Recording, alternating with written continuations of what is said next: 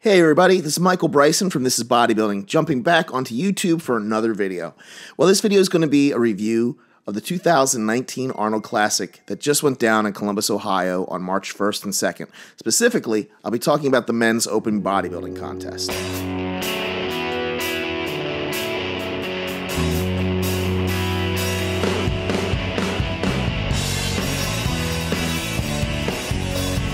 Now, if you follow me on Instagram, you saw that I predicted the top 7 of Cedric McMillan, Akeem Williams, Steve Kuclo, Jocelyn Horowitz, Rolly Winkler, Brandon Curry, and William Bonnick.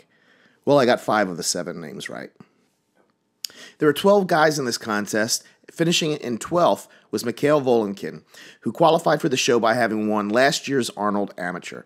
He shows promise, but in this show, he was out-muscled and out-conditioned, and really outstructured by 11 top pros. In 11th place was my buddy Tank, Charles Dixon. He stepped up to the men's open from the 212 division because this year the Arnold didn't have a 212. And Tank is a competitor who loves competing in the Arnold. He was second place in the 212s last year, and I really feel that he's improved this year. I think it may have just been a case of the 5', 2.5" tall Tank getting lost in the shuffle with all these big dudes. I thought he looked very competitive, and I respect the hell out of the guy for stepping up to the plate and giving his fans a chance to see him compete at the big Ohio show. In 10th place was the man who won the Arnold Classic way back in 2007, Victor Martinez. Victor looked good, having really brought his waistline down and actually hitting a bit of a vacuum in his front double biceps pose. But it's been 12 years since Victor's been his best. There have been lots of speed bumps along the way since then. He was down in size, especially in his legs. His conditioning was not what we've seen from him at his best, and that's really what kept him out of the single digits. In 9th place was Big Akeem Williams, who looked to be at his absolute best so far. I could easily see him placing better than he did, and I'm really not sure he got the comparisons he deserved. But it is difficult because he, as well as 8th place Jocelyn Horowitz and 7th place Rafael Brandao, all looked great, as did most of the top 6. Judges are really only able to put one guy per placing, and sometimes I think it's just a matter of minute differences in quality that dictates the order. That and luck. In Akeem's case, however, he brought tremendous size and his conditioning was pretty good. He had glute striations that I've not seen on him before. A close comparison between him and 5th place Rolly Winkler would have proven quite interesting and could quite radically have changed the placings. That didn't happen, though. As far as Josh goes, I thought he looked awesome. He was big as a house and his legs and delts were just off the charts. His conditioning was good, not as great as he's shown earlier in his career, and perhaps he's being held at a higher standard than, say, guys like Rolly and Cedric in that regard. Rafael is someone whose future is incredibly bright. He has a beautifully aesthetic physique with awesome lines.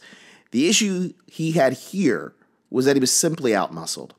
This was especially clear in back shot comparisons. More thickness and depth of detail from the back will serve him well. He has a very classic-looking physique. No, I'm not suggesting that he switched to classic physique. He just needs to keep doing what he's doing and slowly add the muscle while keeping his beautiful lines. Who knows, this time next year, he may be the guy winning the show. Steve Kuclo was in 6th place here, and this really is the only somewhat strong disagreement that I have in the placings. Steve has made great improvements in areas of past weaknesses, his chest and his back. And though he seemed to be holding a touch of water in his upper body, he was sharp from the waist down. I would have had Steve in 4th place, ahead of 5th place Rolly Winkler, who was quite far off the mark when it comes to conditioning, and 4th place Cedric McMillan, who continues to come in conditioning that seems to be around the 80% mark. Now, Rolly injured his knee during prep, and he came down with a bad case of food poisoning about 2 weeks ago.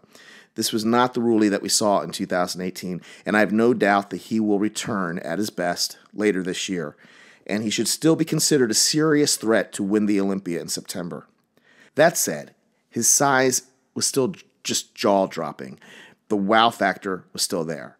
And Cedric, for all the disappointment that he continues to bring, seemingly unable to match his 2012 New York Pro best, still has a very aesthetic physique. Though he was soft from the waist down and has undersized calves, I still see him and Rolly in the top 6 due to the strengths that they do have. I just don't think these versions of them were good enough to beat this version of Steve Kuclo that I saw on stage.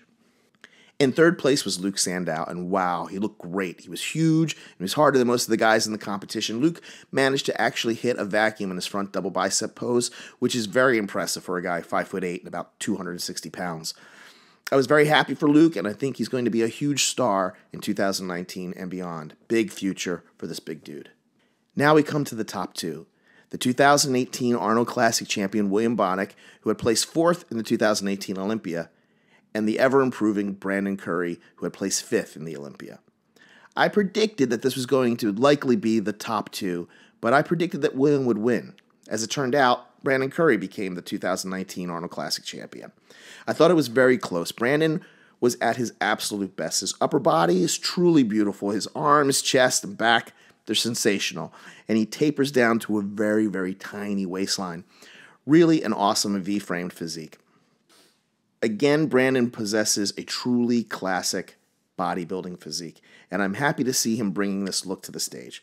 While his legs have improved greatly, I do think there's still room for more growth there to fully balance his physique. William, who won the Most Muscular Man Award and an additional $10,000, is not quite as aesthetically pleasing as Brandon. He's a bit shorter, and his lats literally go all the way down to his waistline. While not as aesthetically pleasing as Brandon, he is not at all displeasing to the eye. He is power-packed with great muscle bellies from head to toe.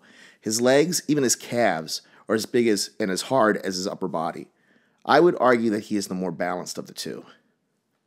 Both men had great condition, but William was a little bit harder. Many folks look only at a bodybuilder's core to determine conditioning, when in fact things like waistline and structure are to a great extent genetically predetermined. To determine conditioning, one needs to observe the entire physique. William was granite hard and, to my eye, slightly better conditioned than Brandon.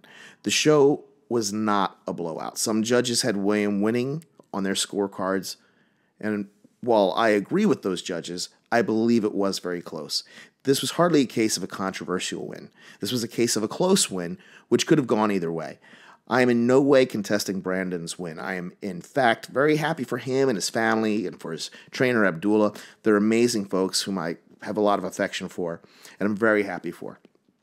I just think that this was a case where we had two amazing bodybuilders who were the clear front runners by far in this amazing contest. Both men delivered amazing physiques, and I believe we will continue to see them battling it out on the Olympia stage, with the possibility of one or the other actually becoming the 2019 Mr. Olympia. Time will tell. Well, that's the way I saw things from the press pit at the Arnold Classic.